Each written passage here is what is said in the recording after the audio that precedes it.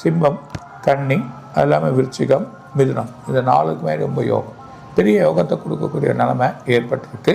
மேஷம், மீனம், எல்லாமே தனுசு, இது 3 ரொம்ப கேர்ஃபுல்லாக இருக்கும். சில பிரச்சனைகள், லேண்டில் பிரச்சனைகள், ஃபேமிலிக்குள்ள பிரச்சனைகள், உறவு வழியாக பிரச்சனைகள் ரொம்ப குழப்பத்தை ஏற்படுத்தி ஒரு பிரச்சனையை உருவாக்க நம்ம பார்க்க போகிறோம்.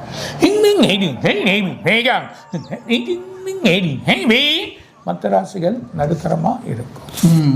பர்டிகுலராக இந்த மீன ராசி எப்படி இருக்குது சார்? போன தடவை நீங்கள் சொன்ன அந்த ஆண்டு பலன்களில் கூட மீன ராசிக்கு ரொம்ப கேர்ஃபுல்லாக இருக்கணும்னு சொல்லியிருக்கீங்க.